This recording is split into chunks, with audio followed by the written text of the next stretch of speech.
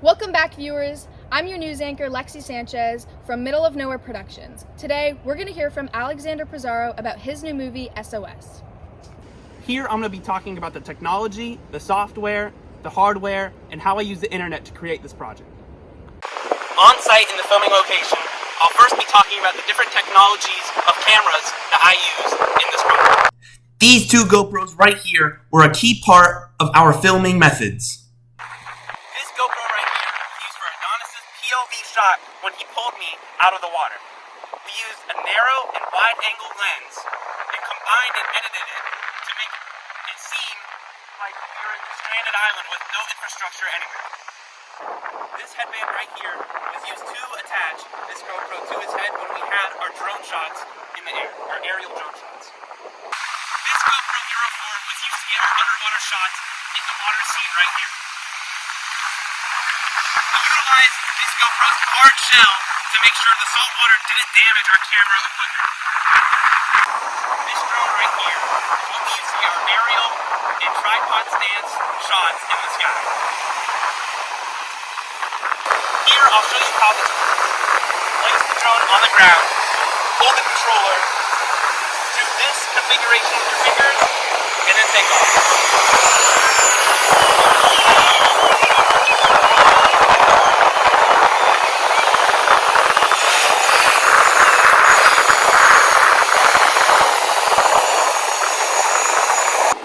This drone right here uses a gimbal to record in 4K, 30 frames per second. This is the DJI Mavic Pro 1.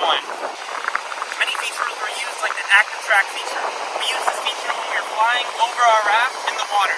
Pretty much, when you connect your phone to the controller, you're able to highlight certain objects that you want to follow, and the drone will follow it on its own.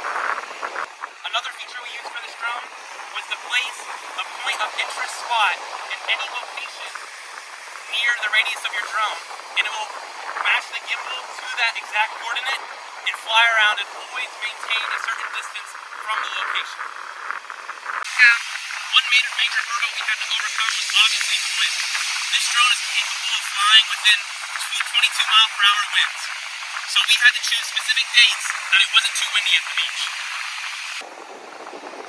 Another limitation we had with our drone is that for our aerial shots, we had to avoid getting the shore into frame. This is because for when we were on the raft, we wanted to make sure that we were seen as out in the middle of the ocean.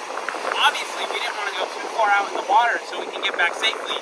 So Amanda Pizarro had to make sure when flying the drone in this heavy wind to not get any of the shore into frame. The last major hurdle that we had to overcome with the drone is birds, believe it or not. That tree over there hosts a bald eagle family, and every time we would fly up, the eagle would come around and try to take out the drone. So I had to maneuver along with my co-pilot Amanda Pizarro to make sure the drone was not taken out of the sky. So this phone that we are recording with right now records in 4K, 60 frames per second. We use action mode when Alex Montiel was running down the side of the water. This mode stabilizes the camera as if it's a gimbal to make sure that our movements while recording are not picked up.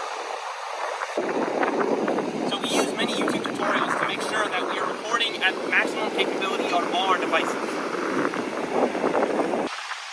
limitation with our use of technology is that there's people around that are in a lot of our shots. To avoid this, we chose specific dates and times of the day to avoid people being in our shots. Finding specific settings in GoPros and drones and iPhones is actually pretty difficult. So using the internet and YouTube as resources to identify where specific settings are is very useful. For example, finding specific settings on my drone, like active track, was pretty difficult. I've had that drone for 2 years and never knew of that setting. I had to dig through all the setting and different things to click on to actually find this hidden feature. We use YouTube to upload our video onto the blog. To find our target audiences, we make sure to implement the genre and certain hashtags into our YouTube upload to make sure people all around the world can find our video. A shotgun mic with a dead cat and also little mics with little foam caps were used in our filming process. This was to try to eliminate the sound of wind in our audio. Obviously, we didn't have the funds to spend on a large commercial raft, so we got the inflatable, which looked pretty good in the final shots. That's all from Alexander Pizarro. Tune in for more next time from Middle of Nowhere Productions.